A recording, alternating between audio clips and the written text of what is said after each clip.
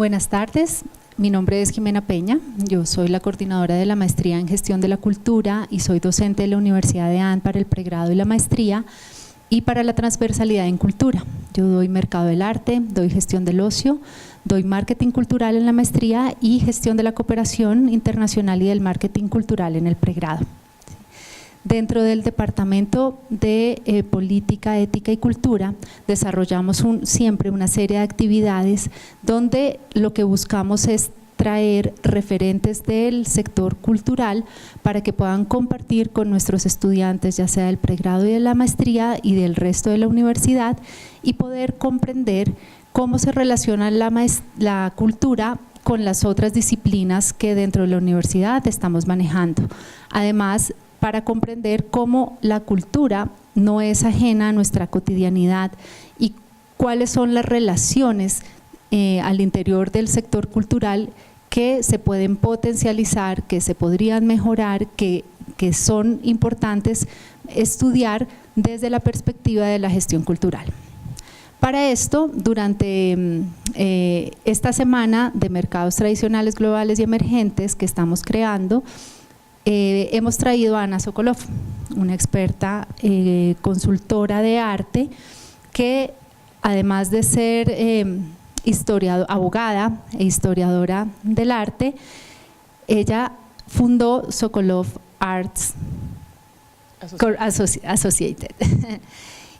Esta empresa es una empresa que hace asesorías, ¿sí?, para coleccionismo. Principalmente, ya ella nos va a contar un poco más de lo que hace y con un elemento bastante diferenciador y es querer formar historia del arte, ¿sí? Uno puede asesorar una colección por lo simplemente comercial o puedes asesorar una colección porque está de moda y estás trayendo una serie de artistas que quieres que estén en varios sitios, pero cuando hay un juicio de valor y una curaduría muy seria y una experiencia del conocimiento histórico, la colección se puede potencializar. Entonces, comprender esto y comprender la vicisitud de lo que está viviendo el mercado del arte acá en Colombia y de lo que vive el mercado del arte a nivel internacional, nos va a permitir poder generar ideas para proyectar mejor las empresas culturales alrededor de estos dos grandes objetivos: cómo se comercializa un artista, cómo se legitima un artista, en este caso plástico y visual. Entonces, para poder comprender un poco mejor lo que significa esto, vamos a hacer una entrevista donde vamos a explorar un poco más sobre esa vida profesional de Ana, donde ella nos va a contar por qué llega a trabajar en lo que trabaja, por qué llega a Nueva York, qué hace en Nueva York, cómo se prepara ella, o sea, cómo fue ese proceso de estar dentro del mercado del arte, y también empezar a identificar elementos de lo que en la experiencia internacional que ella ha tenido podemos nosotros aprender de mejores prácticas o de elementos que le hayan llamado la atención, y eso poderlo comparar con nuestra realidad, una realidad local, una realidad que es emergente, y la pregunta del millón: ¿cómo nos vamos a preparar nosotros para poder participar dentro de estos grandes mercados y cómo nuestro mercado local va a hacer que pueda generar su propio mercado, una propia forma de hacer mercado del arte acá en Colombia? Bueno, entonces vamos a ir por partes. Acabo de soltar como todo el esquema de la entrevista, vamos por partes, y después tenemos una intervención por parte del público. El público que está presente hoy es los alumnos de caracterización de la cultura del pregrado de estudios y gestión cultural y alumnos de la maestría en gestión cultural. Entonces vayan también ustedes formulando sus preguntas.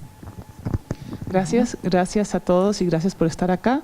La verdad es que es una oportunidad muy interesante y maravillosa para mí poder estar en Colombia, que soy colombiana, en una universidad, y poder transmitir parte de mi conocimiento.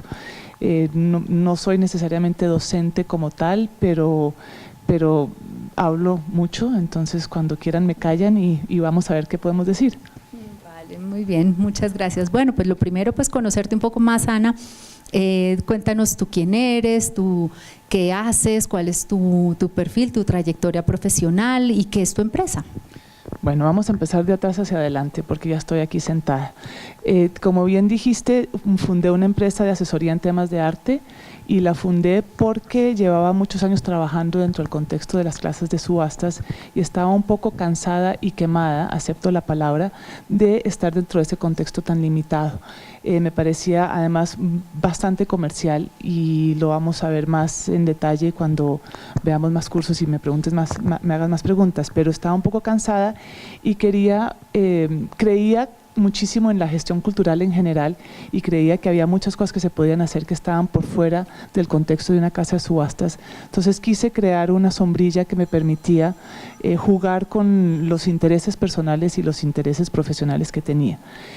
Así se creó una empresa que comenzó específicamente para asesoría a coleccionistas privados y como tú dices, con una rama curatorial importante, es decir, con un respeto a la historia del arte y a la producción histórica del arte, no solamente la compra y venta de los objetos de arte, y de ahí pasó, aprovechando pues también la experiencia que tenía de haber trabajado muchos años en la Casa de Subastas, de haber sido directora del Departamento de Arte Latinoamericano y de mis viajes por Latinoamérica y el momento coyuntural de lo que era en ese momento el arte, la presencia del arte latinoamericano a nivel internacional. Entonces aproveché esa coyuntura para trabajarlo no solamente dentro de las colecciones e internacionalizar un poco lo que hacíamos, sino también para servir como relacionista pública de personas extranjeras interesadas en conocer Latinoamérica. Y como tal organizamos una serie monté un mini departamento dentro de la compañía que organizaba viajes de turismo cultural y eran viajes para los miembros de junta de los museos americanos que querían ir a Brasil, que querían ir a México, que querían ir a Argentina, donde los llevábamos a las ciudades y les abríamos todo el panorama cultural. Abrirles el panorama cultural era aprovechando nuevamente la experiencia que yo había tenido en la Casa de Subastas de conocer galerías, artistas, coleccionistas, museos y entidades, de traer al turismo a ese tipo a tener acceso a ese tipo de primera mano y de verdad conocer el ambiente cultural de una ciudad. Eso es un trabajo maravilloso y desgastante. Decidí que no quería hacer agencia de viajes, entonces lo dejé a un lado y nos volvemos a concentrar en lo que era la asesoría a colecciones. En este caso, pensando también claramente en que las colecciones con las que veníamos trabajando cada vez crecían más y tenían nuevas necesidades. Entonces queríamos crecer con las necesidades de la colección, lo que nos llevó a empezar a darnos cuenta que teníamos que aprender sobre temas de legalización, de herencia, de fundaciones y otro tipo de temas que llevaban la colección de la parte personal y de la casa y la sacaban a un ámbito un poquito más institucional, profesional o público. Entonces nos dedicamos un poco a eso y también hemos aprovechado ese conocimiento para asesorar a algunas instituciones. El lado institucional que hacemos, las instituciones con las que trabajamos, que son museos, claramente son museos que tienen su definición muy clara, y lo que nosotros hacemos más que ayudarlos a definirse, es ayudarlos a que cuando salgan al mercado para adquirir o comprar obras tengan conocimiento del mercado y no se los lleven porque como es museo se lo podemos vender a cualquier precio, o como es museo no saben cuánto vale, o como es museo, entonces es una asesoría un poco más de mercado. Eso nos lleva a donde estamos hoy en día. Y nuevamente otro de los servicios que ofrecemos es que ofrecemos planeación a largo plazo para legados de artista. Un artista tiene que planear su futuro, tiene que pensar en su legado, las colecciones también. Entonces pensar en qué iba a pasar con las colecciones a futuro nos llevó a pensar que también podemos hacer lo mismo con los mismos artistas y con otras entidades culturales, con otras personas que están produciendo cultura. Entonces tenemos ese lado de cómo planear el legado de un artista futuro. Y bajo ese contexto pues también hemos tenido bastante éxito y hemos tenido bastantes éxitos de crear un intercambio o crear conciencia de que el artista existe, y todo ese trabajo pues es un trabajo administrativo de muchas formas, al mismo tiempo es creativo. Eso es donde estoy hoy. Antes de eso, ya les dije, trabajé muchos años en las casas de subastas como directora del Departamento de Arte Latinoamericano. Dentro de la casa de subastas, si usted mira mi biografía, me encargaba pues de las ventas, tanto de las consignaciones como de las ventas. Entonces es un trabajo que es de preventa y postventa, que es de conseguir y obtener el producto y de posicionar el producto. Uno termina siendo un intermediario, pero al mismo tiempo está representando los intereses de ambas partes. Entonces eso crea una cantidad de herramientas y habilidades que he logrado pues utilizar posteriormente. Fue una oportunidad que se me dio un poco curiosamente. Yo estaba viviendo en Nueva York, había terminado la maestría en Historia del Arte de la Universidad de Columbia y Teoría de Historia del Arte, lo que es una carrera que hoy en día se entiende más como de curaduría, pero en ese momento se llamaba Teoría de Historia del Arte. Claramente tenía ese interés de curar, de contar historias, de mirar al arte desde un punto de vista más curatorial que comercial, pero se me presentó la oportunidad de trabajar en Christie's y además de ser una gran casa de subastas y ponerme en un ámbito internacional, me daban la visa. Entonces aproveché el trabajo para poderme quedar con un estatus pues legal y obviamente claro en los Estados Unidos y seguir mi carrera allá.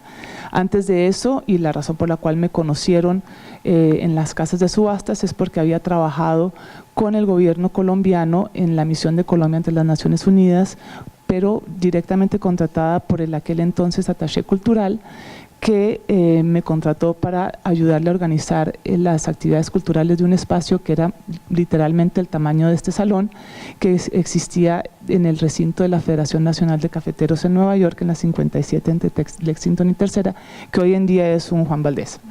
Pero durante muchos años funcionó, desde los 70, funcionó como galería de arte, y durante la estancia que estuvimos nosotros trabajando, yo de la mano del attaché cultural, creamos una programación de curaduría, pues de artistas, de traer el arte colombiano al recinto de Nueva York, muy desde todos los puntos de vista, pero tratando de insertarnos a la sociedad contemporánea. Fue una época maravillosa porque en esa época también estaban el Consulado del Ecuador, el Consulado de Venezuela, el Consulado argentino y particularmente el Consulado mexicano, que sigue teniendo un programa muy importante de artes en Nueva York, y el Instituto Cervantes. Entonces era como esta latinoamericanidad, que creamos un circuito de exposiciones donde puedo decir que entre los mexicanos y nosotros nos llevábamos la delantera. De un muy alto nivel, pequeñas pero de muy alto nivel, que estaban pues abiertas al público, y el propósito que tenían era crear conciencia de la producción artística colombiana para el público americano. Y ahí fue donde me conocieron los de Christie's y dijeron, bueno, usted sabe todo esto y véngase a trabajar con nosotros. Antes de eso, yo este trabajo lo hice mientras estudiaba la maestría, entonces afortunadamente era con el gobierno colombiano, entonces no estaba cometiendo ninguna ilegalidad, pero pues era difícil porque pues estaba estudiando y trabajando al mismo tiempo y me gustaba más el trabajo que la universidad, confieso, a pesar de que tuve grandes profesores y estuve pues en una de las grandes universidades, especialmente en ese momento con grandes profesores. Y cuando llegué a Nueva York y llegué a la universidad, en parte llegué a Nueva York porque me aceptaron el programa de maestría en Historia del Arte y Teoría de la Historia del Arte en la Universidad de Columbia, que pues era pues muy prestigioso y maravilloso. Pues tuve que empezar ahí sí trabajando, pues sirviendo tintos y en la recepción de cualquier persona que me recibiera y casi que donando mi trabajo, pero yo no tenía ninguna experiencia dentro del medio del arte. Llegué a Nueva York justamente porque me aceptaron a esa maestría, una maestría que apliqué un poco por equivocación, confieso. Yo había estudiado Derecho y había tomado unos cursos y una acreditación en Historia del Arte, y tenía una acreditación pues como en Historia del Arte y en temas de cine, Historia del Cine, Historia de la Arquitectura, una cosa como muy global. Pero como que en un momento me preguntan mis papás, bueno, ¿y tú qué piensas hacer con tu vida profesionalmente? ¿Y no piensas estudiar unos cursos posteriores? ¿O no piensas? Yo pues sí, de pronto, pero bueno, tengo que trabajar. Y en ese momento, no sé, alguna persona que viene, no, es que las universidades le ayudan a uno a conseguir trabajo. Y yo, no, pues listo, voy a llamar a la universidad. Y cojo el teléfono y llamo a la Universidad de Columbia y pido una cita con el decano de la Facultad de Historia del Arte. Le digo, yo quiero venir a trabajar a Nueva York en Historia del Arte. Me dijo, pues sí, pero es que nosotros le ayudamos a conseguir trabajos a nuestros estudiantes. Si usted no aplica, pues yo no le puedo ayudar. Le dije, pero no, ¿yo qué voy a aplicar? Me es la Universidad de Columbia. No sé, yo no sé si quiero aplicarme, pues aplique. ¿Usted qué ha hecho? Entonces me pregunté de dónde venía, qué hacía. No, aplique y verá.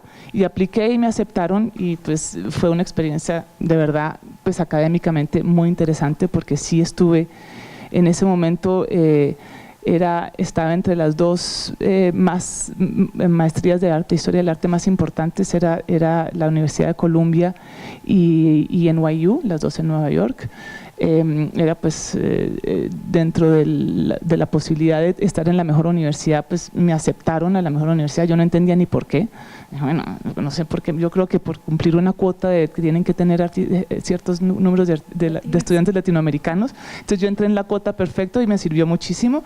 Y como les digo, en ese momento, entre los profesores que yo tenía, para aquellos que han leído y estudiado historia del arte y saben de crítica del arte, estaba Benjamin Buchholz, estaba Rosalind Krauss, y todas estas personas que pues hemos leído, Linda Nochlin también, que murió hace poquito, Lucy Lippard, eran todos profesores de la universidad. Entonces son estas grandes personalidades que en el momento en que estamos leyendo sobre la historia del arte, tanto contemporánea como del modernismo, pues caemos siempre en algún libro de ellos, y eran nuestros profesores. Entonces pues sí fue una gran experiencia, pero me divertía más organizar exposiciones. Así llegué, me fui de Colombia a estudiar artes porque en cierta forma la vocación del derecho no era la mía, me sentía un poco atrapada dentro del medio del derecho, me gustaba la cultura, y a eso se lo debo en parte a las experiencias de familia que tuve que nos acercaban pues a cualquier experiencia cultural que había en Bogotá.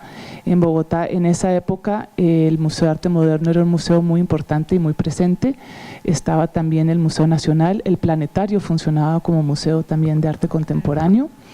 Y pues obviamente estaban los museos del centro como el Banco de la República, el Museo de Arte Colonial, el Museo de la Casa de la Moneda, en fin, otros museos.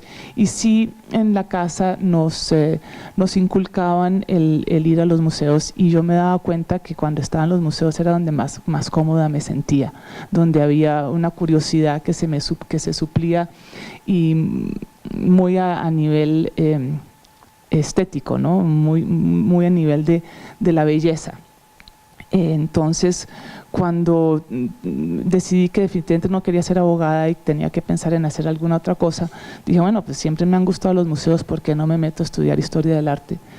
¿Y por qué no me meto a aprender de verdad de cómo ha sido el arte? El área comercial la aprendí por la visa, pero fue una experiencia que agradezco muchísimo, y cuando me salí de la casa de subastas fue cuando creé este híbrido entre curaduría y parte comercial, que es lo que es la asesoría en temas de arte. Eso es de donde vengo. ¿Cuánto duraste en Christie's? 9 años. 9 años, ¿no? 9 años. Okay. ¿Y cuál era en tu percepción? ¿Cómo puedes describirnos qué pensaba Christie sobre el arte latinoamericano? O sea, ¿cómo lo veía? ¿Cuál era su primera percepción? ¿Qué papel jugaba Colombia ahí, o todavía era invisible? No, tenía un papel importante, porque pues hemos siempre tenido un papel importante con la figura de Botero, pero la categoría de arte latinoamericano se inició en 1979 como una subasta de beneficencia para el America Society. El America Society es una de las fundaciones que hicieron los Rockefeller con el gobierno americano durante los 50s y 60s, que hicieron no solamente el America Society, sino el Asia Society y no sé cuáles otras, pero particularmente existen hoy ahí, no, el Hispanic viene más de, no sé si sea los Rockefeller, pero el Asia Society y el America Society fueron las sociedades que crearon bajo la tutela de los Rockefeller, cómo crear vínculos entre los Estados Unidos y las regiones geográficas de las Américas y del Asia, y crear intercambios verdaderamente económicos y de negocio. Pero dentro de ese concepto también consideraron la cultura, el intercambio cultural, y dentro de estas grandes empresas, pues con estas grandes como clubes o membresías de negocio, ahí tiene una parte cultural importante. El componente cultural de Leisure Society hoy en día es casi que lo único que le queda a Leisure Society. Está en la 72 con Park Avenue, el American Society queda en la 68 con Park. Están en unas casonas maravillosas, compradas ya pues por los Rockefeller y con sus miembros de la región, y el American Society, que sigue existiendo, sigue teniendo una galería, que sigue siendo una galería referente del arte latinoamericano en Nueva York. Entonces, en ese momento, como tenía galería, como querían recaudar fondos, decidieron hacer una subasta de arte latinoamericano e invitaron en ese momento a Sotheby's, a que Sotheby's trabajara y les ayudara a hacer esa subasta de beneficencia. De los jugadores que estaban ahí es interesante pensar, pues en Sotheby's, que estaba Mary Ann Martin, que sigue siendo un referente del arte latinoamericano a nivel internacional, y dentro de la American Society estaba trabajando Lisa Palmer, que después se convirtió en la directora del departamento de Christie's, y Nora Jaime, que sigue teniendo galería allá, y una tercera persona que era Carmen Melián, que se acaba de retirar hace como 4 años de Sotheby's, de directora del departamento latinoamericano. Entonces todo empezó en ese momento. Como vieron que era exitoso, las casas de subastas, que en realidad sí tienen pues yo creo que dentro de todo el concepto de comercio, cultura, mercado del arte, los últimos en llegar a tener un rol verdaderamente cultural han sido las casas de subastas, que está bien porque pues finalmente los últimos en llegar dentro de la cadena alimenticia deben ser las casas de subastas, entonces está muy bien que también lleguen al final a caer en cuenta de su rol cultural. Si me oye alguien de las casas de subastas me va a regañar, pero bueno. Y vieron la oportunidad de crear un departamento aparte con arte latinoamericano, y eso fue lo que hicieron, y eso empezó en el 79 con esta subasta de beneficencia, y ya a partir de los 80 ya tenían un mercado.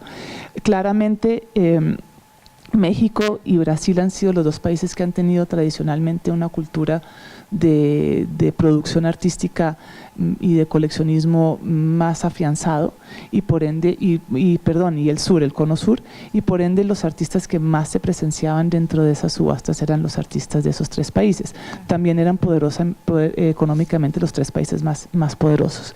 No obstante, Colombia siempre figuró, y si uno revisa los primeros catálogos, aparecían figuras como Negrete, Villamizar, Botero, por supuesto. Con el ir y venir de las tendencias y las modas, algunos de ellos cayeron, pero Colombia siempre mantuvo una presencia importante dentro del mercado del arte latinoamericano a través de la obra de Fernando Botero. Vale. Y bueno, ya que tocamos el tema de las subastas, acá en Bogotá, pues hace un par de años se crea Bogotá Auctions y la Febre y Mesa hace cuestión de que 1 año y medio o 2 años. ¿Qué opinas de esto? O sea, ¿llegaron en el momento apropiado o hubiera sido bueno que hubiera llegado antes? Bueno, ¿o todavía en Bogotá falta tiempo? En Bogotá hubo casas de subastas en los 70s. Vale, las recientes.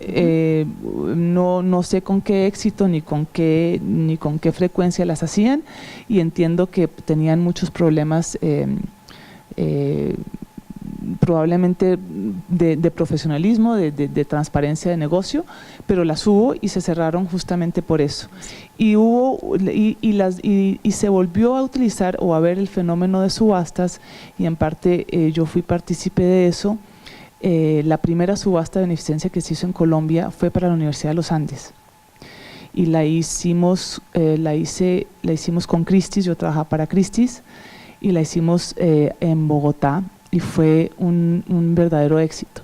Y de ahí empezaron a salir híbridos y copiar el modelo de subastas, hasta que probablemente la que ustedes también más recuerden, de beneficencia, sí, también se hizo una para el Museo Nacional, que también fue bastante exitosa, y después la que duró más tiempo y tuvo más constancia fue la de Conexión Colombia.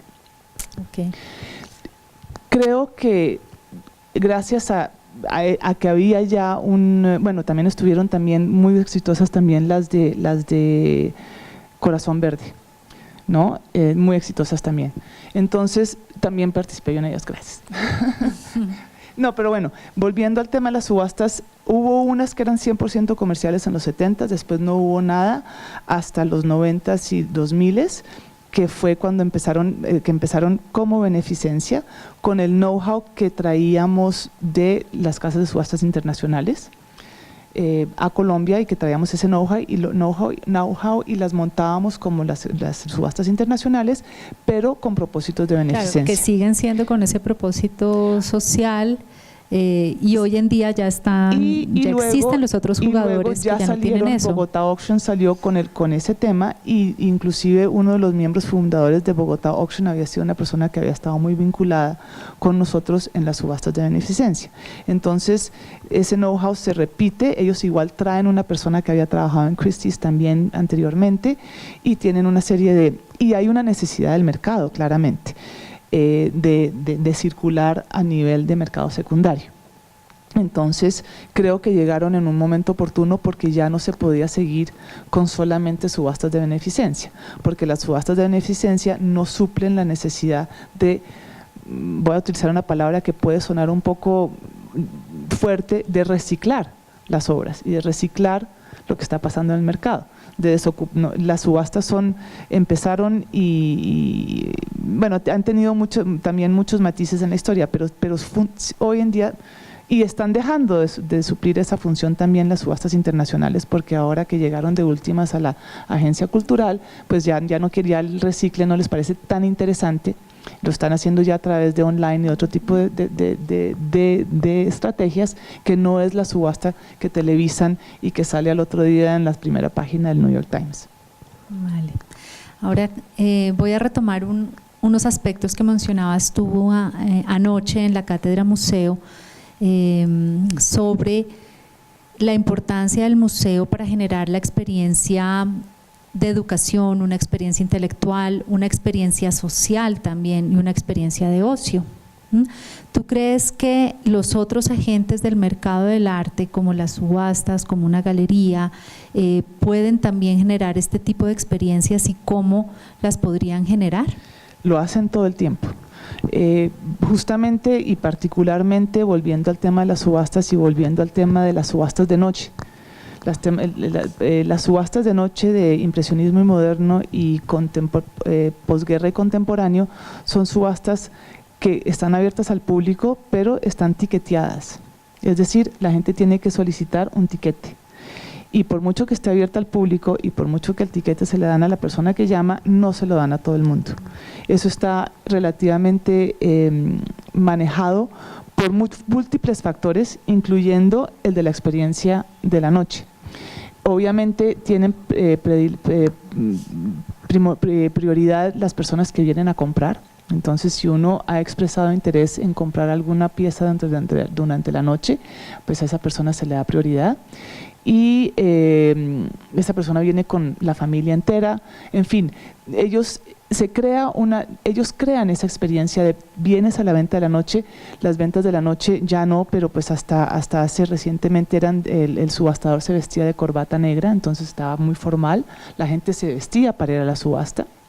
Entonces se volvía como un evento donde había una fiesta y un despliegue de poder, que también fue parte de lo que hablamos en la conferencia ayer, ¿no? Un despliegue de poder. Y al día de hoy, los tiquetes de las ventas a uno le dan en la misma silla todos los años. Entonces se vuelve un poquito de CNBC, yo ya sé a quién voy a ver y dónde lo voy a ver. Ah, ahí está fulanito, ahí está Perencejo, Jason está otra vez, mira, está levantando la paleta, ¿no? Entonces también se vuelve una experiencia que es de 100% social.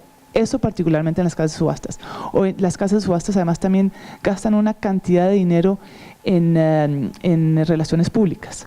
en hacer almuerzos para invitar a los clientes, en hacer eventos, en invitar a otras personas, a otros entidades pues, que por ejemplo los bancos, a los bancos los invitan muchísimo para que vengan y hagan eventos para sus clientes de alto contenido dentro de las casas de subastas. Están constantemente viendo cómo manejan esa experiencia de ocio, pues de ocio cultural, sí. Vale. ¿Y las galerías? También. Las galerías también. Ahora, yo creo que las galerías es un ocio cultural. Pues bueno, miren ustedes, pues uno el sábado por la mañana se va a Chelsea.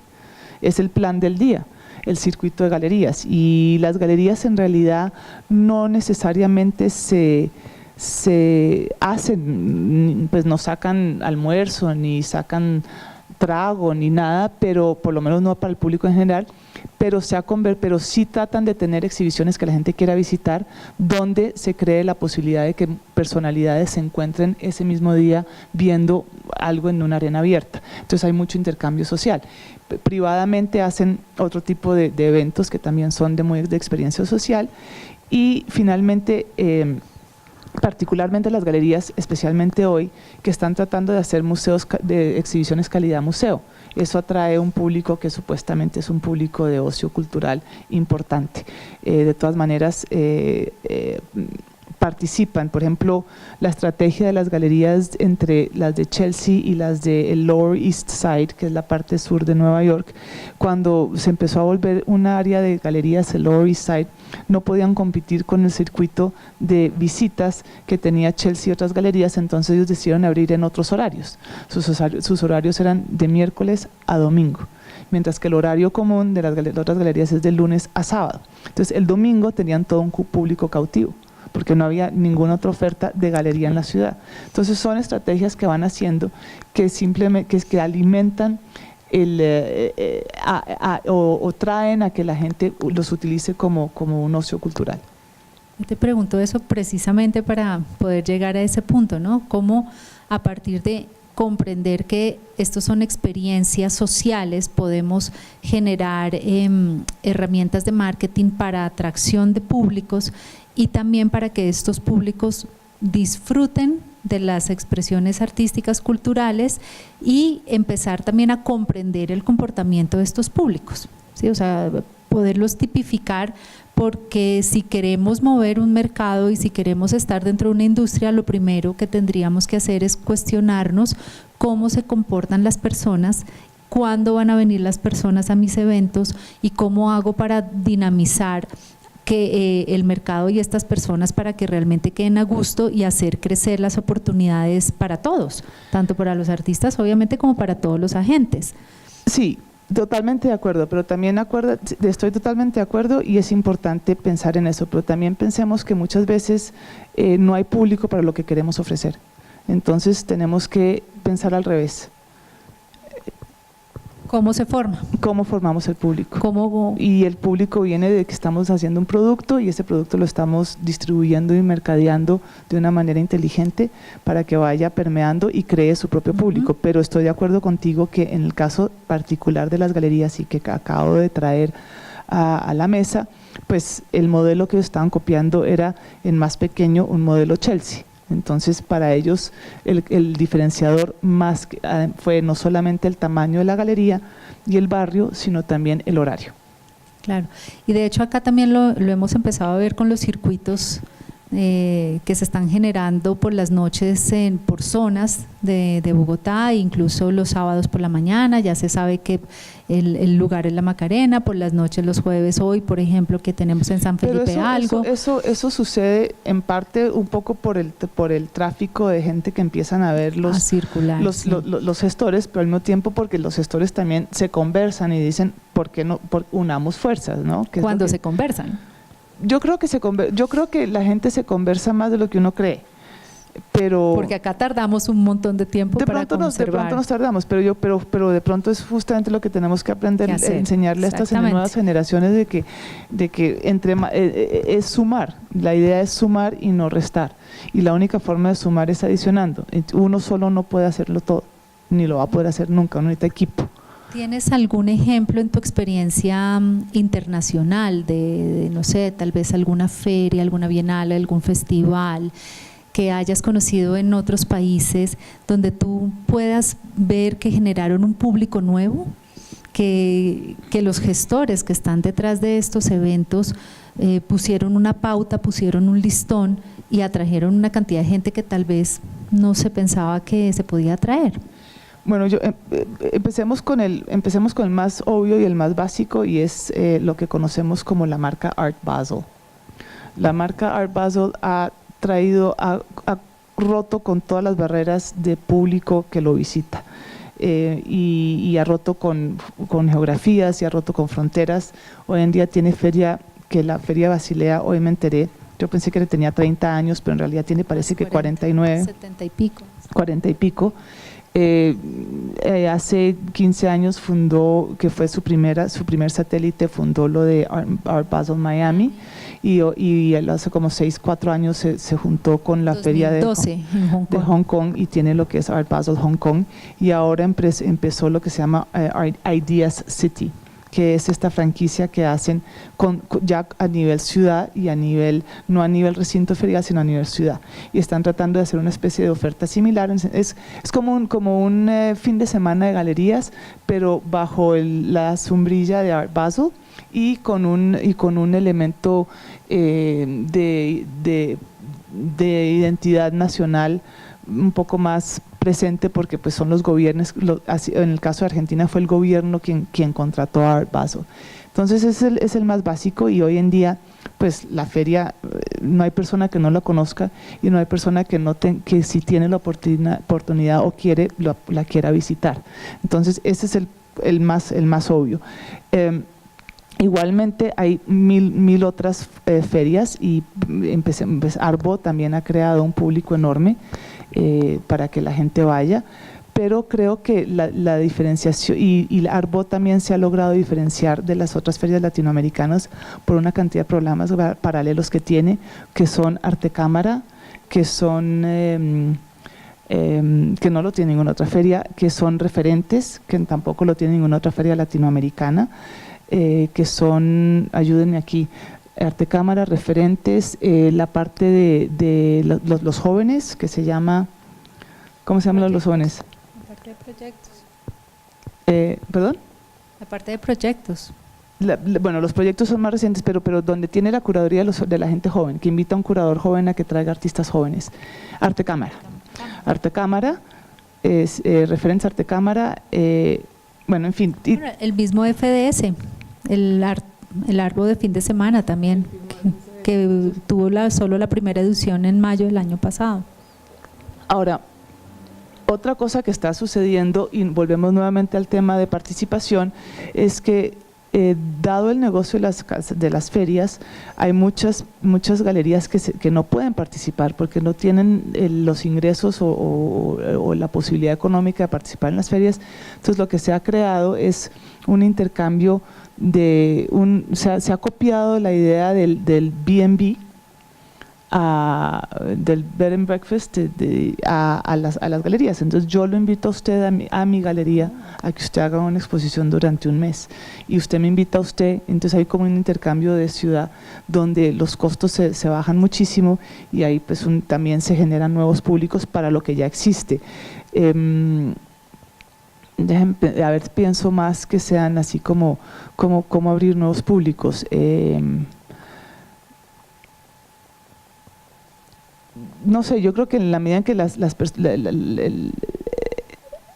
el negocio empieza a tener incidencia, empieza a funcionar dentro de un área geográfica, necesariamente el público inmediato también empieza a darse cuenta que esa persona existe. Es como cuando abren un café nuevo, por lo menos todos vamos una vez a ver qué tal está.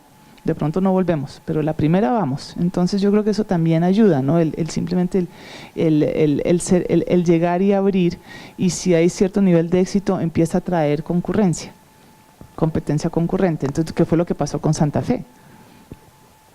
Y es un fenómeno muy reciente. La Macarena ya lo tenía. La Macarena, las galerías ya llevan mucho tiempo, pero San Felipe. San Felipe, siempre lo confundo, esa es mi dislexia absoluta. Millonario. San Felipe, justamente con San Felipe, que fue, llegó Flora, llegó Alejandro Castaño y hoy en día pues todo el mundo quiere casa en San Felipe y taller de artista en San Felipe y nadie se quiere a ningún otro lado, y hay otras áreas de la ciudad que están igualmente desocupadas, y creo que eso es una de las cosas que se nos olvida que el arte tiene, y es la capacidad de recuperación social y urbana. El arte, por ejemplo, ya volviendo a ejemplos y un poco más personales, yo vivo en Nueva York, fuera de Manhattan, vivo en Queens, en Long Island City, vivo al lado de PS1, y que es un sitio maravilloso para vivir y es comodísimo. Yo estoy a una parada de tren de la ciudad, pero la incidencia cultural no está en Queens, sino está en Brooklyn, está en Williamsburg y en los barrios nuevos y en los otros barrios de Williamsburg. Entonces, salir a la calle en mi barrio es aburridísimo, porque pues no hay ningún café simpático. Empieza a haber, pero no hay muchos. En cambio, salir a la calle en Brooklyn es una experiencia maravillosa. Y eso lo trajeron, fueron el público creativo, mucho, los artistas, los escritores, los galeristas, los profesionales del medio, que no podían vivir en Manhattan, en Chelsea, pero sí querían vivir en Brooklyn porque les ofrece pues espacio. Bushwick, por ejemplo, les ofrece espacio para trabajar y vivir, y ellos mismos van creando y trayendo la pizzería y el bar y el sitio simpático. Entonces se nos olvida que en el momento en que cualquiera de ustedes dejen a San Felipe a un lado y se vayan a otra zona de la ciudad y otro barrio que también tenga ese tipo como de características de espacios vacíos, inmediatamente todo el mundo los va a seguir, inmediatamente. ¿Olfateas alguno aquí en Bogotá? Que tú hayas pasado, que digas, ve esto, como ¿por qué no? Yo les voy a decir aquí que sinceramente que yo soy fan de la zona industrial. Soy fan de la zona industrial por una razón. O sea, textura, primero comunicación, planeación. La zona industrial fue tramada por cuando era el señor Kling, el alcalde de Bogotá, de la mano de Le Corbusier. Ya esto tiene un romanticismo delicioso para cualquier persona que produce cultura. Se nos olvidó ese pequeño detallito. Se nos olvidó ese pequeño entonces y finalmente está súper comunicada con la ciudad. Pero dígale a alguien que se vaya a la zona industrial. Pero no, es que yo quiero estar en San Felipe porque San Felipe me queda al lado. Está el Sena, está Corabastos. De hecho, Corabastos ya tiene un nuevo mercado. Tienen una cantidad de cosas, exacto, tienen una cantidad de cosas que son maravillosas y caminando, en un poquito lo mismo. Entonces, pero nadie lo ve y todo el mundo se muere el susto y uy, la zona industrial, ¿quién va a ir a las Américas? Pero en realidad como espacio es maravilloso. Además está conectado a un eje que finalmente es el eje cultural de la ciudad, por lo menos de esta manera lo veo yo, que es desde pues, el Banco de la República y lo que está en la Candelaria hasta el aeropuerto, que tiene pues el parque de esculturas, y pasa uno por la Universidad Nacional, pasa uno por el Museo de Arte Moderno, por el Planetario, por una cantidad de espacios maravillosos culturalmente. Entonces yo sí creo que hay otras áreas, pero es cuestión también como de valentía, ¿no? Y creo que hablando pues, ¿no? de ganas, de valentía, de decir, ok, si de verdad quiero marcar la diferencia, pues la tengo que marcar.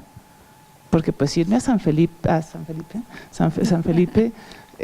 no lo vamos, pues sí, estoy siguiendo tendencia, pero no estoy marcando tendencia, esa ya la marcaron otros, y chapeau, mucho, los felicitamos.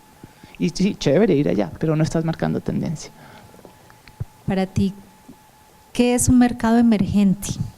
Bueno, mercado emergente, y si ves que Bogotá sea un mercado emergente del arte. Yo creo que hay dos definiciones de mercado emergente. La global, que es, ok, si yo no lo conozco y no está en Basilea, es emergente, ¿no? Okay. Un poco. Y segundo, relativo.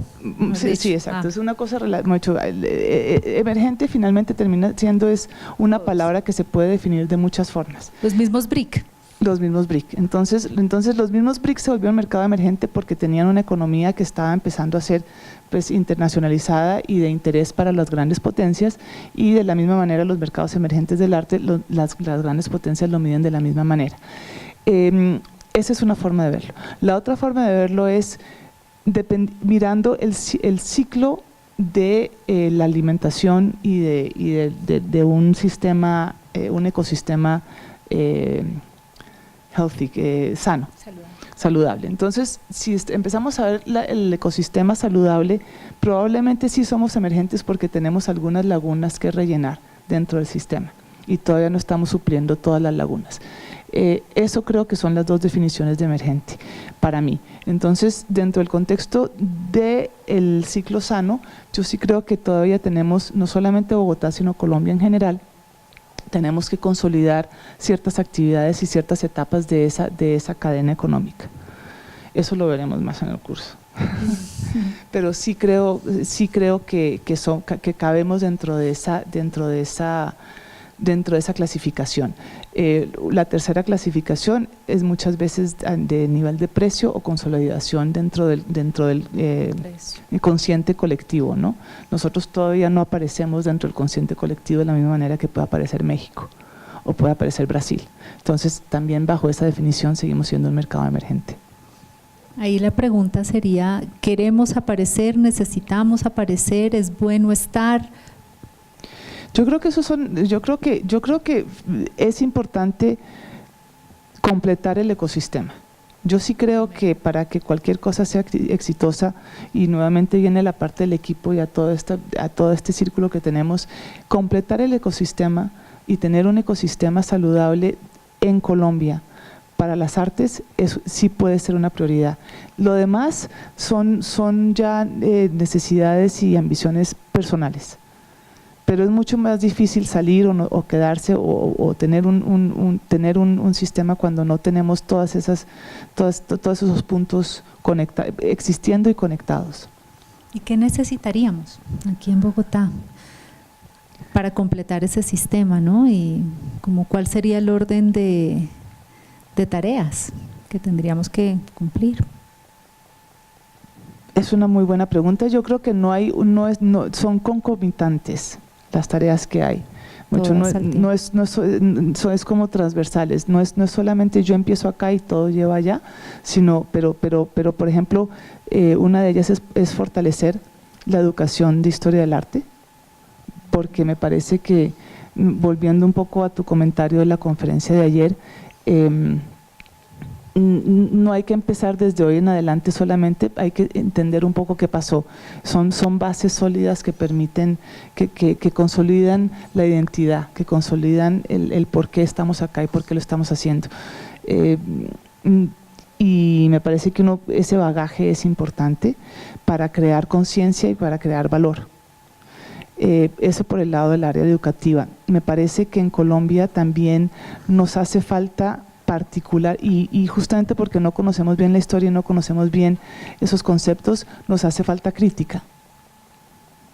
Somos muy buenos para criticar a nivel chisme, somos muy buenos para criticar, uy, ya me pareció inmundo, pero no somos muy buenos para criticar por qué me pareció inmundo, por qué no me suplió la necesidad que estaba buscando cuando fui a hacer esa experiencia cultural, y qué fue de qué carecía para que de verdad fuera una experiencia cultural interesante.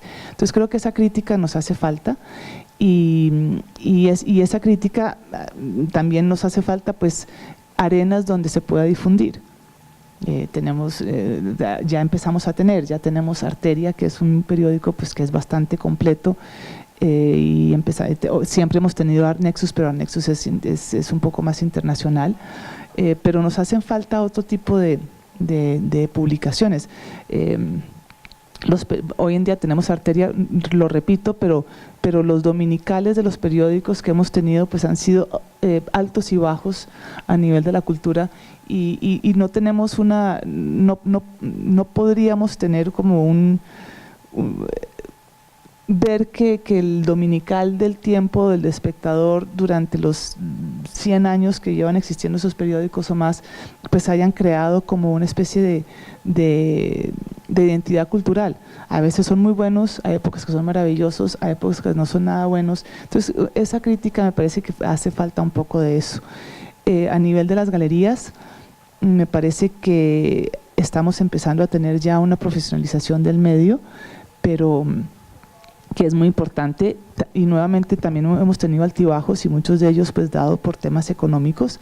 El tener una economía segura, no sé si sólida, pero por lo menos segura, el tener seguridad, el poder saber que uno puede salir a la calle, el saber que uno puede hacer la fiesta en el parque sin pensar que va a ser agredido socialmente, también me parece una cosa importante. Entonces también hay una política de seguridad y de civilidad que hay que desarrollar.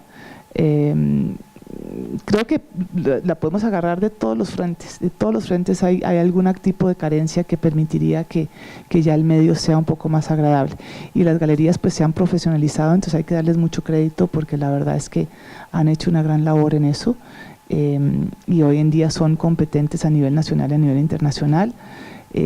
Las instituciones carecen un poco de esa institucionalidad, también en parte por altos y bajos económicos y altos y bajos políticos, pero pues también se puede trabajar un poco en esa reinstitucionalización, pero se están haciendo muchas cosas también. Entonces no se le puede quitar valor a lo que está haciendo IDARTES en la ciudad, no se le puede quitar valor a lo que están haciendo ustedes con esta maestría, lo que están haciendo otras universidades con programas de bellas artes. Yo creo que a veces es más de lo mismo, es no parar, es más de lo mismo, y más de lo mismo trae más de lo mismo y va profesionalizando. ¿Conoces si alguna vez aquí se intentó generar algún código deontológico, sabes, de comportamiento para el manejo del circuito artístico, donde las buenas prácticas primero queden escritas, queden precisamente puestas en valor, y donde también las malas prácticas se pongan a discusión para corregir, ¿no? Para precisamente sanear y generar un ecosistema, como dices tú, más healthy, mucho más fluido, más sano y como más transparente. ¿Sí? ¿Sabes si alguna vez se intentó o si conoces casos donde esto ha funcionado? Yo creo que yo sepa, no hay una organización como tal que exista, que sea un ente que lidera eso. En los Estados Unidos sí lo hay. En los Estados Unidos está el ADAA, que es para las galerías, está el APAA, que es para los asesores en temas de arte, del cual yo soy miembro y fui también miembro de la junta directiva, donde se crean, pues sí se crean ciertos parámetros de ética y se comparten algunos tipos de protocolos profesionales. Yo creo que en Colombia eso no se ha sistematizado de esa manera, pero sí creo que es una cosa como natural un poco, de cuando uno ve, cuando uno tiene pues compañeros y hay una competencia concurrente que uno empieza como a dialogar con el otro, a ver, oiga, a usted cómo le funcionó esto y cómo hizo usted esto y cuál es y uno empieza a emular un poco esas actividades éticas. Entonces creo que se puede trabajar. No me gustaría institucionalizarlo demasiado porque se vuelve después ya de un ente burocrático, pero sí creo que puede haber una forma un poco más informal de que los profesionales de los diferentes áreas del gremio del arte se junten y creen y tengan discusiones de ética y de procesos. Estas agencias que tú nombras son más de carácter privado, son asociaciones. Son asociaciones. Privado, público, son asociaciones, y son asociaciones donde se crean, pues la junta directiva tiene, bueno, es como existe la asociación de ingenieros, existe la asociación de médicos, existe la asociación, son un poco esas asociaciones, y de pronto sí sería interesante tratar de crear una asociación que sea pues para las artes, ¿no? Donde se inculque ese comportamiento ético, donde se inculque ese profesionalismo, donde se compartan procedimientos de profesionalismo para que haya más eficiencia, porque muchas veces son simplemente procesos de eficiencia y de transparencia. No sé, yo con mi experiencia legal, una de las temas que pienso que son muy importantes tener en cuenta es el registro, y el registro de las conversaciones y el registro de los hechos, porque pues uno nunca sabe, puede haber algún problema, entonces yo tengo que poder tener un registro de los hechos. Y y hemos gastado muchísimo tiempo dentro de la organización que tenemos, en la empresa que tenemos, de crear un protocolo para archivar y tener un registro que sea fácil de acceder, completo e inmediato. Entonces, este protocolo se podría compartir, pero eso lo único que hace es llevarme a tener una eficiencia que a mí me suple una cantidad de necesidades y eventualmente económicamente también, porque pues me baja costos. Entonces yo creo que sí podría, pero que yo sepa no hay en Colombia ningún tipo de asociación. Creo que empieza a haber por lo menos, sí sé que empieza a haber una asociación de galerías o por lo menos un diálogo entre galerías, y creo que inclusive la Cámara de Comercio está liderando un poco una serie de programas para las galerías y para algunas de las empresas que están vinculadas con las artes para que vayan compartiendo protocolos. Okay. Realmente pues dentro de las reflexiones que nosotros tenemos al interior del pensum académico, tanto del pregrado como de la maestría, nos preguntamos eso, ¿no? O sea, estamos formando nuevos profesionales de la gestión cultural, estamos formando personas que van a salir como unos nuevos actores a mejorar las prácticas, ¿sí? A poner también unos hitos de innovación, eso es lo que nosotros esperaríamos de nuestros nuevos profesionales. Y hemos visto cómo la cuestión una de las grandes preocupaciones de la cultura siempre ha sido el tema de generar los públicos, ¿sí? Pero no nos hemos cuestionado cómo si nos unimos y empezamos a generar todas estas alianzas de co-creación y del trabajo de transparencia, se nos puede facilitar la eficiencia, como lo acabas de nombrar, ¿sí? Y al ser mucho más eficientes, no nos tenemos que desgastar profesionalmente en una cantidad de cosas que ya están listas, que ya están hechas, sino que simplemente se van siguiendo en ciertos protocolos, se comparte información, se empieza a trabajar más en equipo. ¿Y en qué se nos puede ir el tiempo? En generar innovación, en crear realmente mucho más impacto con los productos y los servicios culturales, y además en pensar en que estos productos y estos servicios culturales van a afectar y van a lograr impactar a algo a nivel humanitario, ¿sí? Como veíamos también ayer, que es una de nuestras grandes preocupaciones, es el tema de cómo generamos emprendimientos y modelos de negocio que no solo tengan una sustentabilidad económica, que vale, eso es aprender a administrar, ¿sí? Sino que vayan mucho más allá en ese impacto social y que cumplan, muchas veces ponemos como ejemplo, con los ODS, los Objetivos de Desarrollo Sostenible, los objetivos como tal de la Agenda Mundial y todo esto. Es decir, cómo facilitamos al profesional en la cultura que haga una cantidad de cosas para generar mucho más impacto, para que invierta sus recursos y su talento en generar mucho más impacto. Entonces, hemos encontrado que a partir de estrategias del marketing 3.0 podríamos generar esto, una triangulación entre la invitación a co-creaciones de diferentes agentes culturales, la invitación a impactar socialmente en un problema que le incumbe a la humanidad, ¿sí? Poner realmente ese grano de arena como estrategia, más que como si se dio el resultado o no, sino que controlar que realmente se vaya a dar ese resultado, y además obviamente pues hoy en día usando también la tecnología y el poder obviamente de la comunicación a partir de la tecnología.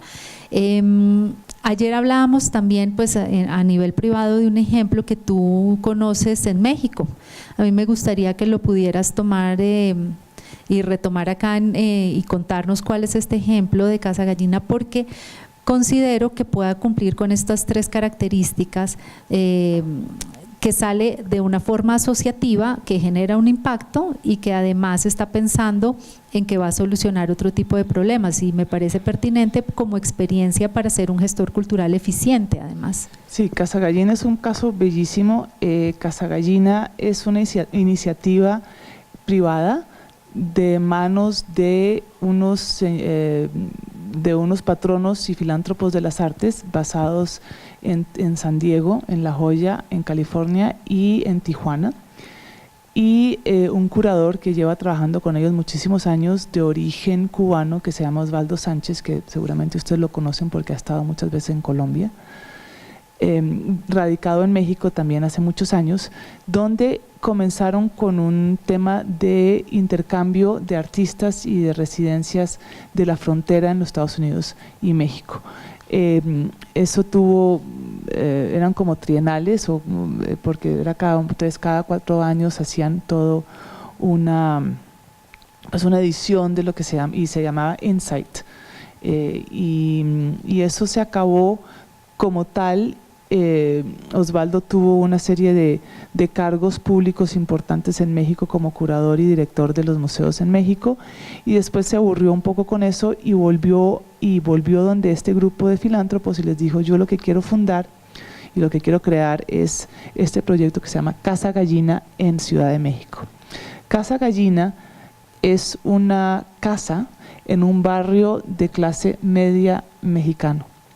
Media, mucho, es un barrio de estrato, que es eso equivale como estrato 3-4, correcto, donde la mayoría de la gente tiene empleo, no es desempleada, donde no hay delincuencia porque pues hay empleo y hay ocupación, pero donde había una cantidad de problemas urbanos, que no eran necesariamente ni delincuencia ni desempleo, pero sí desaseo.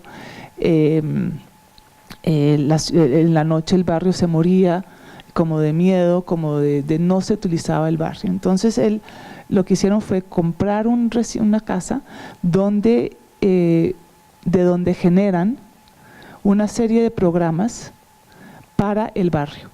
Entonces, el primer programa que hicieron fue mapear el barrio limitado particularmente, pues no solamente a nivel nombre, sino a nivel geográfico, de cómo se comunica con grandes arterias y cómo queda también un poco atrapado por esas grandes arterias, y mapear la falta de restaurantes, la falta de tiendas, la utilización del parque, dónde iban los perros que tenían perro al baño y cómo utilizaban, a qué horas iban, qué tipo de demografía profesional había, si enfermeras, médicos o empresarios. Hicieron todo un mapeo de lo que era el barrio y lo empezaron a poner una gran pancarta, viendo a ver qué era, cómo la gente vivía el barrio. Y en base a ese mapeo empezaron a desarrollar proyectos. Entonces se dieron cuenta que en realidad los perros pues el único parque que tenía el barrio estaba lleno de popó de perro. Entonces la primera iniciativa que tuvieron fue: recoja el popó de su perro, por ejemplo.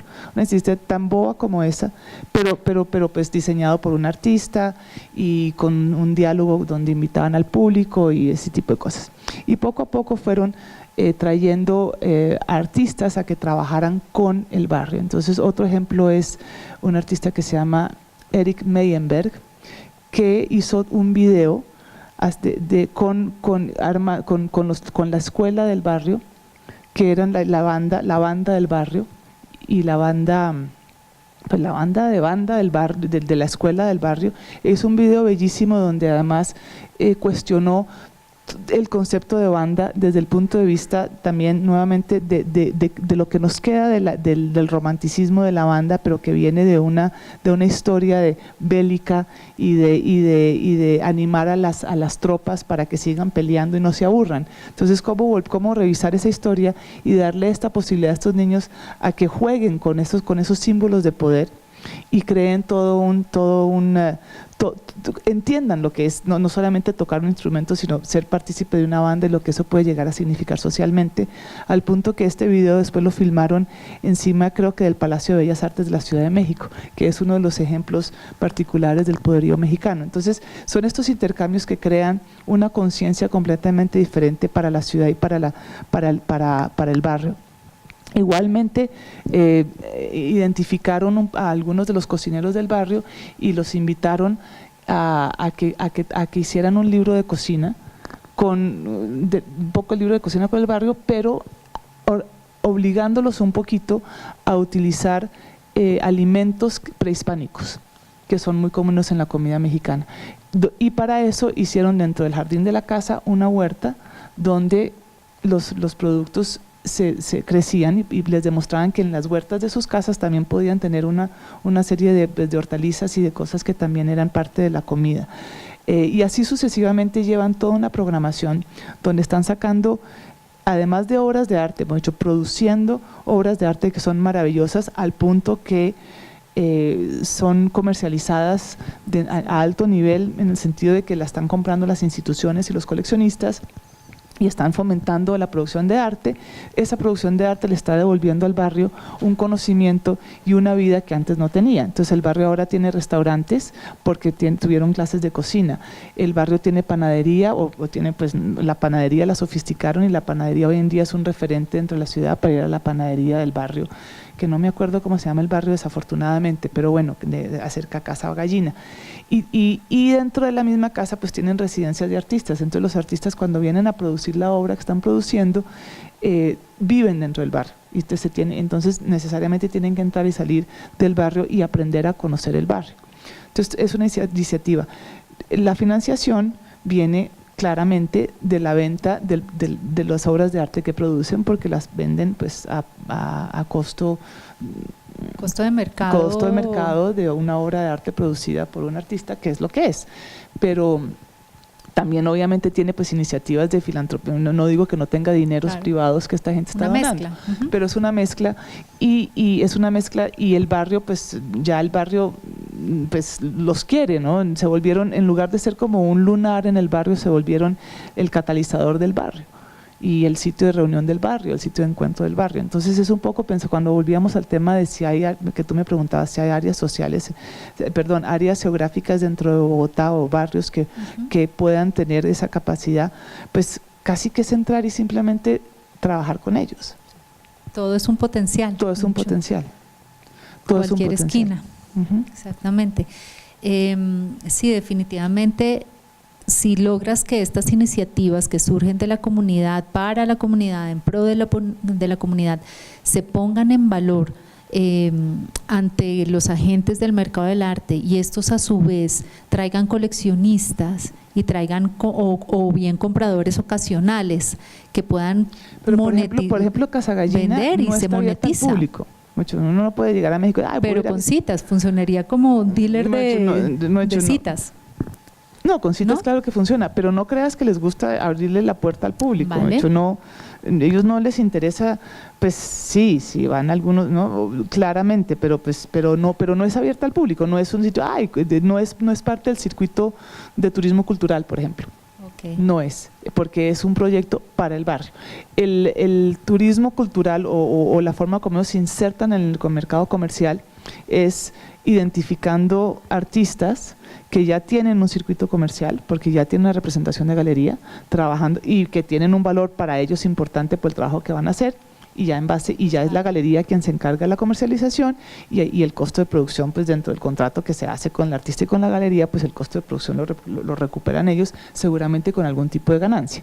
Pero es un modelo, ahí sí un modelo 100% híbrido, en el sentido de que pareciera que es un servicio comunitario, pero en realidad ese servicio lo hace a través de la producción artística y cultural. Ese alto contenido artístico, es el alto contenido artístico. Sí, es el aporte obviamente también de la historia del arte contemporáneo, y a partir de eso lo que facilitan es esta puesta en escena de estos grandes artistas al interior y hacia afuera, llevando el nombre del barrio. Yo creo que es una experiencia muy valiosa, ¿no? Es muy lindo, y en internet está la página web, y la pueden visitar, Casa Gallina, en Ciudad de México. Genial. Y ver un poco más toda la labor que han hecho, pero es una labor muy interesante, muy interesante, y como te digo, no necesariamente está abierta al público, en el sentido de que no, pero es una forma interesante de… Con su protocolo, claro. Este protocolo. Y bueno, ya que nos traes este gran ejemplo de innovación, quisiera que habláramos sobre este tema, ¿no? Es una palabra que a veces sigue siendo tan nombrada y tan lejana, porque a veces nos cuesta un poco de trabajo bajarla a la tierra. Entonces, ¿cuáles son esos consejos que que nos darías como futuros participantes del mercado del arte, como actuales también participantes, porque tenemos ya algunos de nuestros alumnos que participan activamente del mercado, para que sean innovadores, para que se cuestionen sobre hacer las cosas diferentes? Ya han nombrado algunas cosas, ¿sí?, en la entrevista, pero como ese consejo final de decir, bueno, ¿qué es lo que hace falta para realmente marcar un hito? A mí me gusta volver al significado de las cosas. Yo creo que innovación tiene una carga muy fuerte de originalidad, y creo que la posibilidad de ser original hoy en día cada día es más limitada, porque pues se han hecho tantas cosas y estamos en un mundo tan complejo. Entonces creo que la innovación está en la autenticidad. No está tanto en cómo lo estoy haciendo yo diferente, sino cómo lo estoy haciendo de bien y cómo me queda de bien a mí a comparación de lo que están haciendo los otros. Y creo que el único consejo, y el consejo más grande que yo tengo especialmente para estas generaciones jóvenes, es: no se preocupen tanto por ser diferentes, preocúpense por ser buenos. Y si ustedes son buenos en lo que hacen, la gente los va a seguir. Que pasa lo mismo cuando hablamos de la parte geográfica, cuando hablamos del modelo de negocio. Si es un modelo nuevo en el cual ustedes creen y ven más que sostenibilidad de no me voy a morir de hambre, sino de que no me voy a morir de hambre y además voy a hacer exactamente lo que yo quiero hacer porque creo en esto, es un buen modelo de negocio. Y ahí es donde está la innovación. Véanlo como ser fieles a ustedes mismos y a la pasión que ustedes tienen. Y no se dejen abrumar por las estructuras preconcebidas. Busquen la estructura que a ustedes les sirve y atáñanse a ella, y ahí viene la sostenibilidad. Pero creo que empezar con la palabra innovación y acabar con la palabra sostenible deja una laguna que se le paran los pelos de punta a cualquier persona, especialmente a mí. Y entonces creo que si empiezo por la mitad y cojo para un lado y cojo para el otro, encuentro la sostenibilidad y encuentro la innovación. Muy bien graficado, porque es un buen punto de partida, ¿no?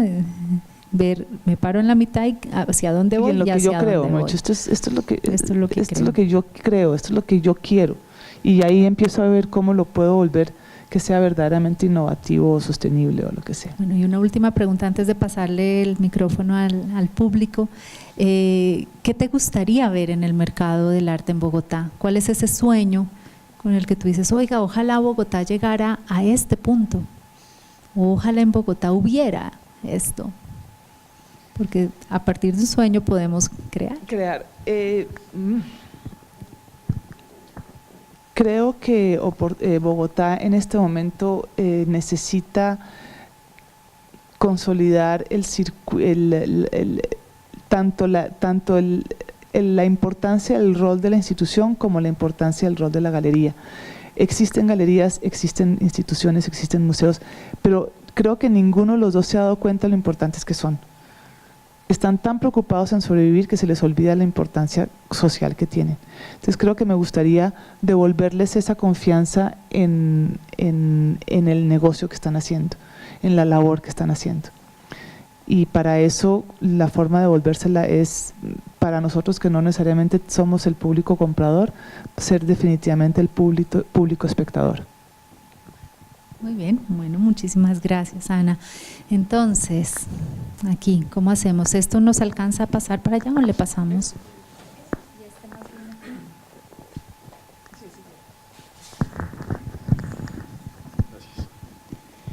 Bien, yo tengo una pregunta, siendo arte y parte, digámoslo de alguna manera, en los dos lados de la moneda, por decirlo de esta forma. Yo veo la cadena de valor, la formación, el fomento, la promoción, la circulación, y veo un gran aliado que son los medios de comunicación, y que también se planteaba como una preocupación tanto el día de ayer como hoy. Y pues también como aliado, como gran aliado, está estos elementos de formación, de educación y de circulación, que permiten, pues, como mencionabas, en ese mismo sentido, que se haga crítica y que no todo se tome como bien, y que también haya pues participación del mercado. Pero entonces los medios de comunicación o los periodistas muchas veces no tienen la formación en estos aspectos, en este ámbito, y los que hay son muy pocos. Entonces muchas veces o el periodista o el medio se casa con una sola casa, con un solo museo, con una sola galería, o simplemente, digamos, pues… Reporta pero no critica. Exacto. Entonces, en esa medida, ¿cuál es la relación? ¿Cuál debe ser esa relación también y la responsabilidad también, ¿no?, del gestor cultural en participar y estar activo en los medios de comunicación? Porque como ya lo mencionaba, muchos periodistas no tienen la formación y muchas veces se presenta solamente o es amigo de la casa o del museo o solamente se hace por una transacción comercial la relación que tenga. Entonces esa es la inquietud. Es una buena pregunta. Yo creo que viene un poco de la mano de la gestión cultural y viene un poco de la mano del periodismo. Creo que hay una falencia por parte de la educación de periodismo de inculcarle al periodista no solamente hacer preguntas, sino hacer buenas preguntas. En otras palabras, empaparse del tema del cual va a ser la pregunta para poder tener preguntas que lleven a una reflexión, por un lado. Y por lado de la gestión cultural también, pues ya es hacer lo mismo que ellos hacen con uno, de la misma manera que ellos lo identifican a uno como amigo, identificarlos uno como amigos a ellos y formarlos, ayudarles a que se formen, darles la información que de verdad necesitan para hacer un artículo que sea verdaderamente interesante.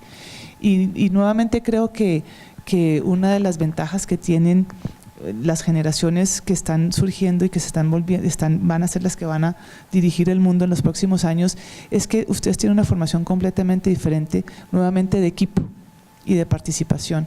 Entonces hay que aprovechar esa formación para que al gestionar incluyan y hagan actividades más transversales o horizontales inclusive, para poder permear el medio de una manera que sea positiva para ambos. Porque te prometo que así como es importante para las artes que haya una buena crítica, es importante para un periódico tener una buena crítica. Entonces viene nuevamente la idea del win-win, de cómo atraigo yo a la contraparte para que el trabajo que haga la contraparte para mí sea igualmente beneficioso para la contraparte. Y es creo que ahí donde nos hace falta. Y es nuevamente una carencia de ambos lados. Muy bien, muchas gracias. Segunda pregunta.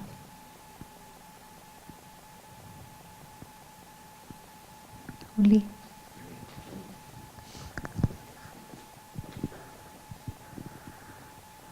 Hola. Hola. No sé, la verdad que tenía una duda, o bueno, es una pregunta, duda. Tal vez para las personas que nos interesa bastante como el mundo del arte, de los museos, de todo esto, las galerías también, y nos queremos como seguir formando en eso, ¿qué es lo que le hace falta a este campo laboral, a este campo de acción, que podamos aportarle o sí, o sea, la gente joven que empieza a llegar a este campo de acción, como que qué es lo que falta y qué podemos aportar o qué nos falta a nosotros los jóvenes que vamos a empezar a… no nos interesa este campo? Yo creo que trabajar. Creo que si vemos la estructura de las galerías y todo, son muchísimo más complejas de lo que nos imaginamos.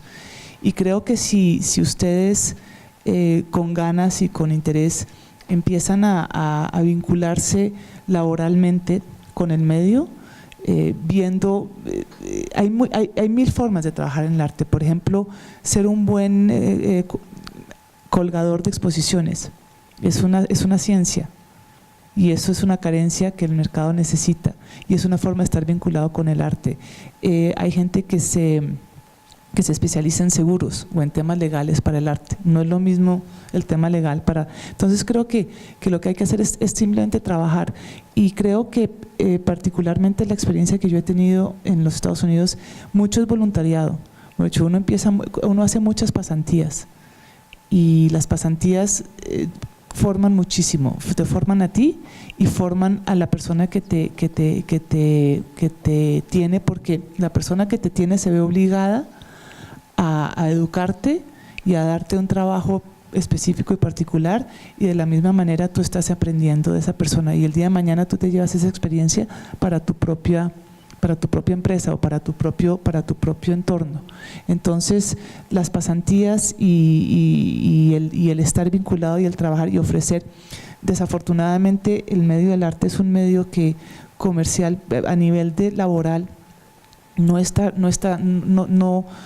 valorado de la misma manera que puede ser valorado el trabajo de un médico, de un abogado o de un arquitecto, no de un arquitecto de pronto no, pero un médico, un abogado o un banquero. Entonces, ¿tú has visto eso también en Nueva York? No, O sea, eso es universal, y es uno de los problemas que tenemos. Vale. Y es que inclusive la televisión, los costos de producción de televisión son igual en producción y en televisión hay una cantidad de dinero, y en arte, que hacen cosas igualmente complejas, no hay dinero. Exacto. Entonces eso es un tema mucho más grande, porque no es solamente de Colombia, eso es mundial, que todavía como sociedad no valoramos la profesión de las artes como una profesión que tiene que ganar el mismo nivel desde el recién graduado hasta el gran ejecutivo que una persona en finanzas o en una gran empresa. Eso es otro tema. Que está empezando a cambiar en la medida en que todo el mundo se está dando cuenta del tamaño del negocio del arte, de qué tan grande es el negocio del arte. Pero teniendo eso en cuenta, honestamente, trabajar en arte, y va a seguirlo siendo por lo menos por unas 2 décadas, a menos que de verdad cambiemos muy rápidamente, mucho es pasión y mucho es esfuerzo personal.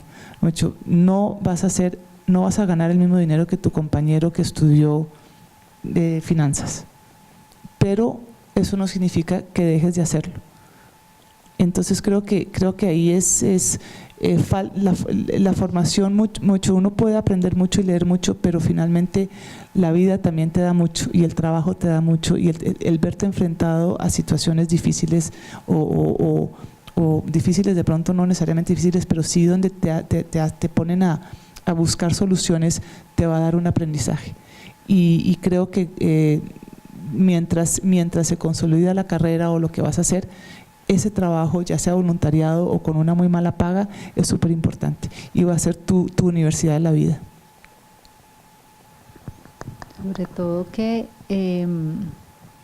es observar, tú ayer hacías como un análisis, ¿no?, del esqueleto interno, digamos, de los museos y los servicios que se podrían prestar al museo, ¿no? Y de ahí incluso sale hasta una buena idea de negocios que les diste alrededor de la curaduría, ¿sí?, de la parte de análisis financieros, análisis de curaduría, todo esto. Entonces, es preguntarse genuinamente, bueno, ¿qué hace falta? ¿Sí? ¿Qué hace falta y yo dónde puedo estar? Y en ese qué hace falta también cabe una posibilidad. Puede que no esté haciendo falta en muchas cosas. Bueno, ¿qué les propongo para facilitarles a ellos la vida y que se den cuenta que pueden hacerlo de una mejor forma? ¿Sí? Porque a veces cuando preguntas qué necesitan, la gente dice, no, yo estoy bien, porque está cómoda. No está pensando en hacer las cosas de una forma diferente, o sea, está bien. Tiene todo a su servicio, entonces… No, pero uno nunca está bien, uno siempre necesita ayuda en algo, pero a veces, va a haber algo que uno no se ha dado cuenta. A veces uno no tiene tiempo, o no puede, o no le alcanza, o no quiere. Entonces creo que ahí viene un poco eso.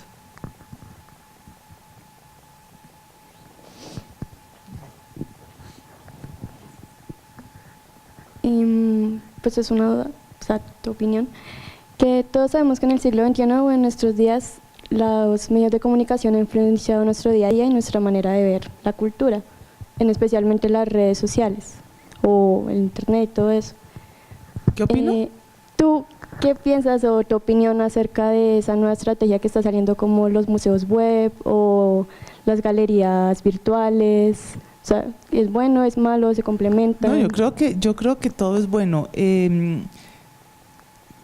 yo creo que todo es bueno e inclusive no solamente están apareciendo los museos y las galerías virtuales, sino una cantidad de servicios. Y creo que es una forma de comunicar, es una forma de llegar a públicos mucho más amplios, es una forma de internacionalizarse, es una herramienta como cualquier otra. Creo que lo importante es ver las redes sociales o ver el internet y las comunicaciones como las tenemos hoy en día, no como un fin, sino como una herramienta, como otra herramienta más que tengo yo para poder llevar a cabo la labor que quiero llevar. Entonces, volviendo al tema de iniciativa, de innovación, sostenibilidad, y yo empiezo con lo que yo quiero hacer.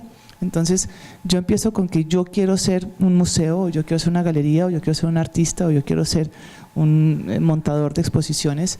Entonces, eso es lo que yo quiero ser. Entonces, ¿qué puedo utilizar yo para que mi servicio sea más eficiente? Entonces, claramente las redes sociales es una de las cosas que puedo utilizar. De pronto por lo menos para promover mi trabajo como montador de exposiciones. Porque tomo fotos de lo que he montado, lo pongo en la red y empiezo a crear una red de clientela que está dentro de una zona geográfica. Entonces, no lo veo malo. Creo que lo importante nuevamente es que si eres honesto y con la idea que tienes y eres claro y echas para adelante esa idea, encuentras, todas esas herramientas son válidas y te van a permitir llegar y tener más alcance del que puedes tener.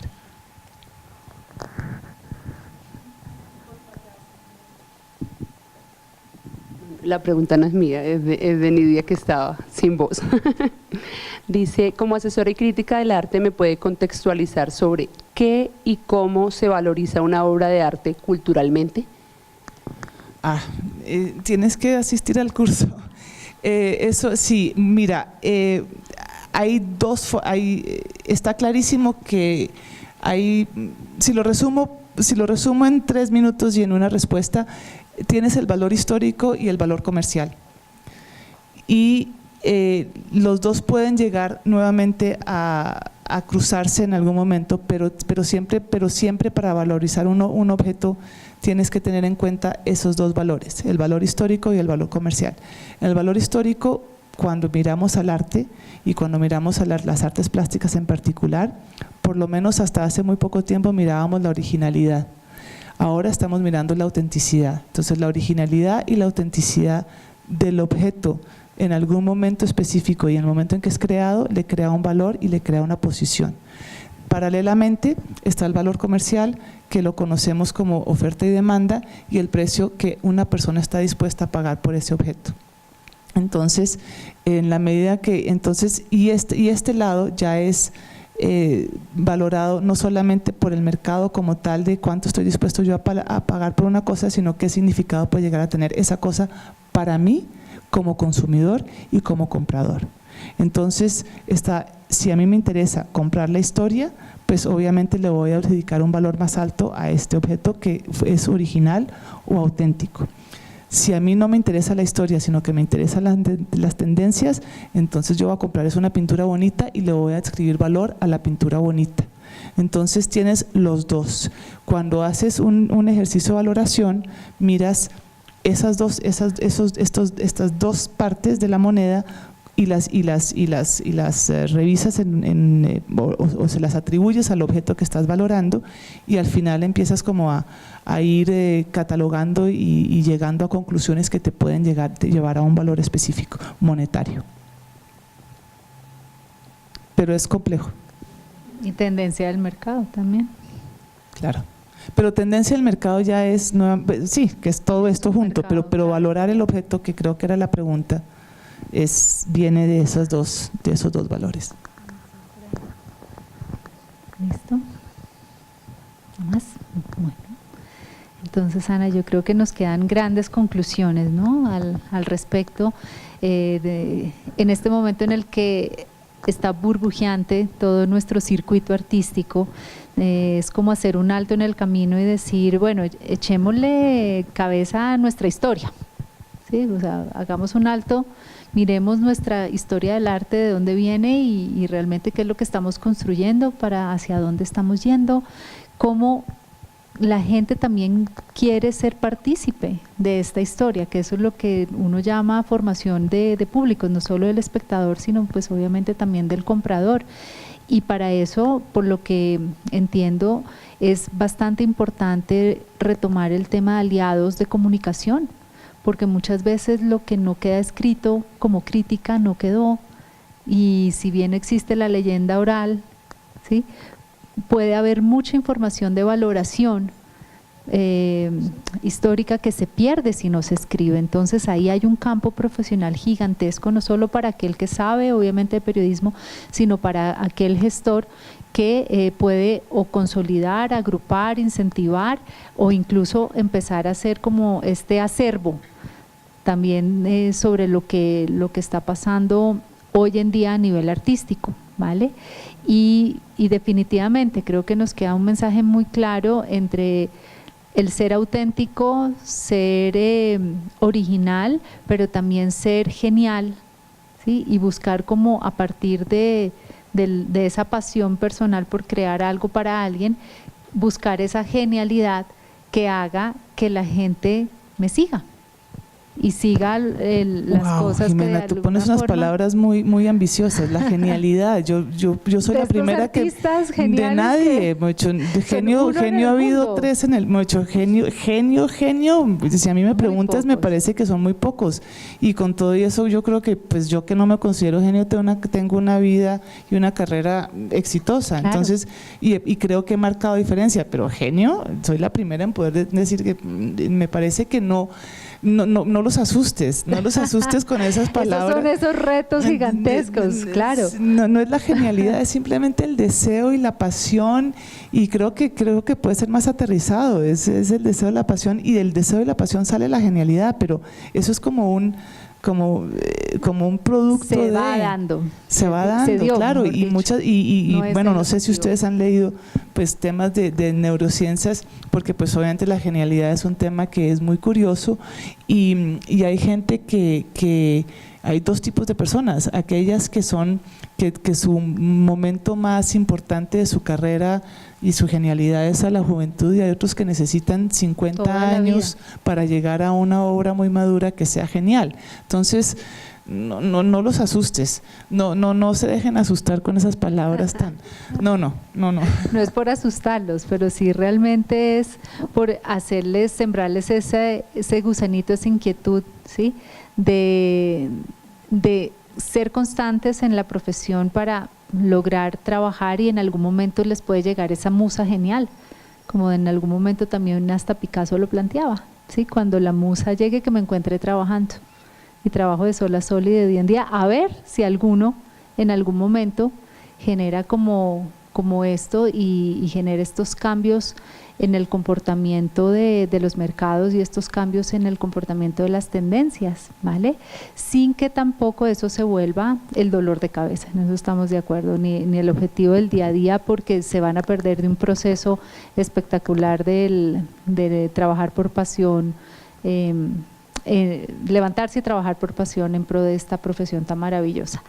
Entonces, bueno, pues de verdad muchísimas gracias. Yo creo que abordamos bastantes de los temas que son importantes dentro de la generación de un mercado que, si bien puede ser tradicional, puede ser emergente, siempre va a estar enmarcado dentro de un mercado global, y poder comprender algunos elementos que hacen que podamos generar experiencias a partir de los productos y servicios culturales, para poder generar un mercado que esté satisfecho con estas experiencias.